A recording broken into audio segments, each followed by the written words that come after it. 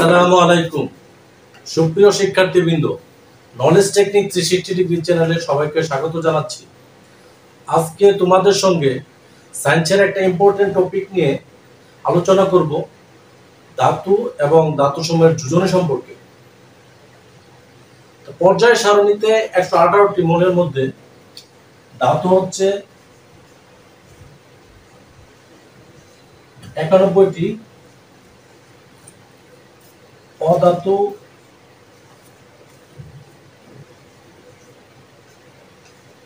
18টি, উপধাতু 60টি। ইতিপূর্বে আমি অধাতুর একটা সবচেয়ে সেরা ক্লাস দিয়েছি। যদি কেউ সেই ক্লাসটা না দেখে থাকো তাহলে আমি মনে করি অনেক কিছু মিস করবে, যেহেতু ওই অধাতু সম্পর্কে আমি ডিটেলস মানে বিস্তারিত আলোচনা করেছি এবং পৃথিবীর সবচেয়ে সহজ নিয়মে অধাতুগুলো চেনার এবং যোজনী গুলো মনে রাখার কৌশল সেখানে দিয়েছি। আর উপধাতু নিয়েও ইতিপূর্বে আমি একটা ক্লাস দিয়েছি, যদি না দেখে থাকেন তাহলে অবশ্যই সেই ক্লাসটি দেখে আসবেন। আজকে আলোচনা করব আমি ধাতু সম্পর্কে। ধাতু দেখতে কেমন প্রথমে সেটা জেনে নেই। ধাতু দেখতে হচ্ছে শাইনি,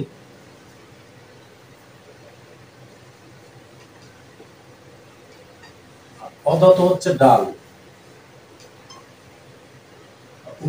উপধাতু হচ্ছে যে উপধাতুগুলো ধাতু এবং অধাতু উভয় নিয়ে আচরণ করে, সেজন্য উপধাতু শাইনিও হতে পারে, ডালও হতে পারে। ধাতুগুলো হচ্ছে শাইনি, শাইনি শব্দের অর্থ হচ্ছে মানে উজ্জ্বল বা চকচকে। আর ধাতু অধাতুগুলো উজ্জ্বল হবে না বা উজ্জ্বল হয় না। উপধাতুগুলো শাইনি এবং ডাল উভয়ই হতে পারে বা উভয়ই হবে, উভয় নেচার মানে অবলম্বন করে থাকে।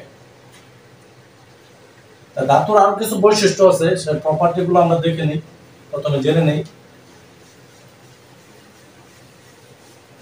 এবার ভালো করে একটা জিনিস দেখবে, সেটা হচ্ছে ধাতুর কিছু বৈশিষ্ট্য আছে, কিছু প্রপার্টি আছে।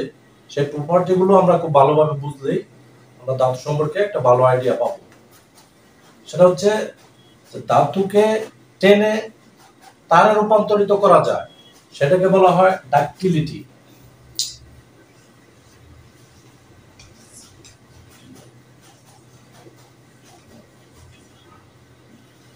বা একে বলা হয় নমনীয়। নমনীয় ডাক্টিলিটি মানে নমনীয়। আরেকটা হচ্ছে ধাতুকে পিটিয়ে একটা শীট আকারে তৈরি করা যায়। যেমন ধরো এখানে এটা একটা লোহার খন্ড, এটাকে পিটিয়ে একটা শীটের মতো তৈরি করা যায়, সেটাকে বলা হয় ম্যানেবিলিটি।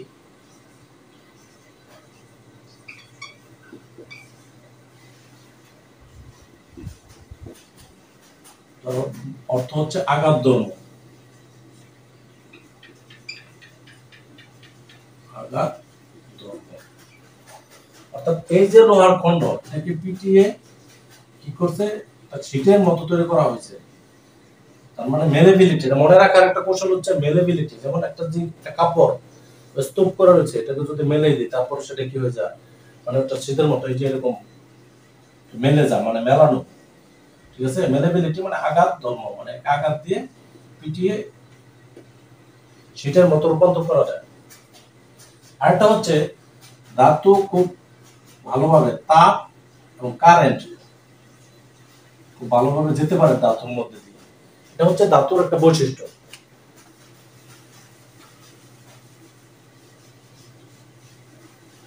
আচ্ছা, ধাতু আরো কিছু বৈশিষ্ট্য আছে। সেই বৈশিষ্ট্যগুলো হচ্ছে ধাতু নরমাল টেম্পারেচার, আমাদের রুম টেম্পারেচার মানে 25 ডিগ্রি সেন্টিগ্রেড তাপমাত্রায়, 25 ডিগ্রি সেন্টিগ্রেড তাপমাত্রায় সকল ধাতু কি কঠিন অবস্থায় থাকে, শুধু পারদ ব্যতীত।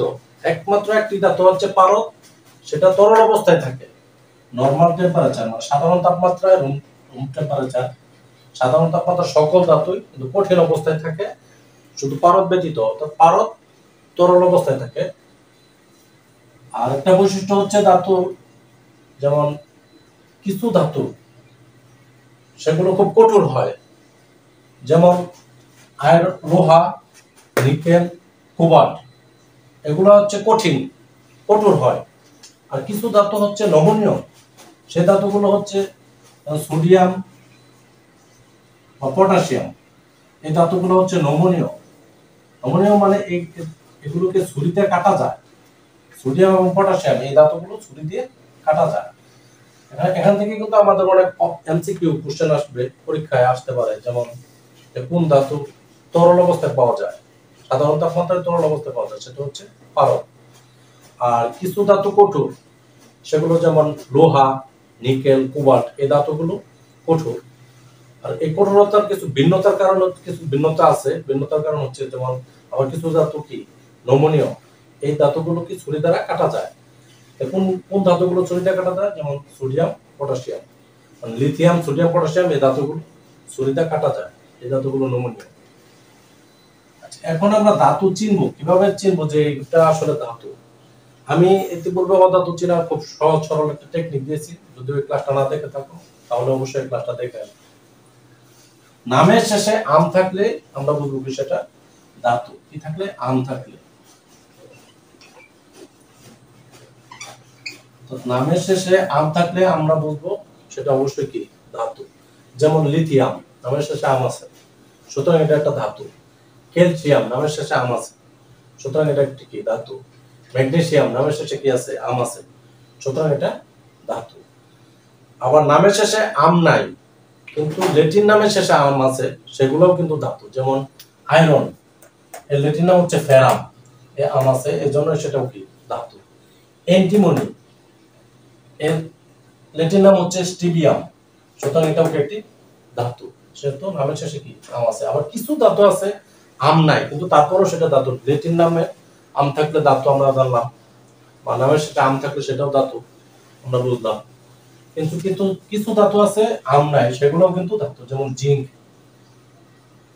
জিঙ্কের নামের শেষে কিন্তু আম নাই আর ল্যাটিন নামও নাই, সুতরাং জিঙ্ক কি এটা ধাতু। নিকেল ধাতু, কোবাল্ট, এগুলো নামের শেষে আম নাই কিন্তু তারপরে এগুলো কি ধাতু। এখন আমরা দেখব ধাতুর একযোজী এবং দ্বিযোজী মৌলসমূহ। তার পরবর্তী ধাতুর কিছু পরিবর্তনশীল যোজন আছে, এগুলো আমি পরের ক্লাসে আলোচনা করব। ধাতুর একযোজী মৌলসমূহ হচ্ছে, এটা মনে রাখার একটা সহজ টেকনিক বা সহজ কৌশল হচ্ছে, রিনাকে আজ ক্লাসে দেখে নাই। মানে টিচার, রিনা খুব ভালো স্টুডেন্ট বা ভালো ছাত্রী, সে প্রতিনিয়ত ক্লাসে আসে কিন্তু আজকে ক্লাসে দেখে নাই। স্যার বলতেছে যে রিনাকে আজ ক্লাসে দেখতেছি না বা দেখি নাই। তার মানে লিথে হলো লিথিয়াম, না মানে সোডিয়াম Na, আর কে, কে মানে কি পটাশিয়াম, আজ, আজ মানে Ag। তাহলে লিথিয়াম, সোডিয়াম, পটাশিয়াম আর Ag হচ্ছে সিলভার। এটা এই চারটা হচ্ছে কি একযোজী মৌল। এখন দ্বিযোজী মৌল সমূহ মানে দ্বিযোজী ধাতু সমূহ কি কি, এটা মনে রাখার একটা সহজ টেকনিক হচ্ছে, মাগো কাল স্যারের বাসায় কতজন বিসিএস ক্যাডার নিয়ে বেড়াতে গেছিলাম। মানে মাকে বলতেছেন, আপনি ধরেন বিসিএস ক্যাডার, বলতেছেন মাগো কাল স্যারের বাসায়, মানে আপনি বিসিএস ক্যাডার হয়েছেন, স্যারের বাসায় দেখা করতে গেছেন। মাগো কাল স্যারের বাসায় কতজন বিসিএস ক্যাডার নিয়ে বেড়াতে গেছিলাম। মাগো মানে ম্যাগনেসিয়াম, কাল মানে ক্যালসিয়াম, স্যারের মানে স্ট্রনসিয়াম, বাসায় মানে বেরিয়াম, কত মানে কোবাল্ট, জন মানে জিঙ্ক, বিসিএস ক্যাডার মানে ক্যাডমিয়াম, নিয়ে মানে নিকেল, বেড়াতে গেছিলাম মানে বেরিলিয়াম। এই এটি হচ্ছে দ্বিযোজী মৌলসমূহ, মানে এদের যোজনের সময় কি থাকে 2 আর এদের যোজনে কত থাকে 1। ইনশাআল্লাহ আমি পরবর্তী ক্লাসে পরিবর্তনশীল যোজনী, যেগুলা মানে একাধিক যোজনী আছে যে ধাতুসমূহ, সেগুলো নিয়ে আলোচনা করব নেক্সট ভিডিও। তাই দেখতে থাকুন নলেজ টেকনিক 360 ডিগ্রি চ্যানেল। দেখা হবে নতুন কোন এপিসোডে, আলোচনা হবে পিছিয়ে থাকা বিষয়গুলো নিয়ে। ততদিন সবাই সুস্থ থাকবেন। আসসালামু আলাইকুম।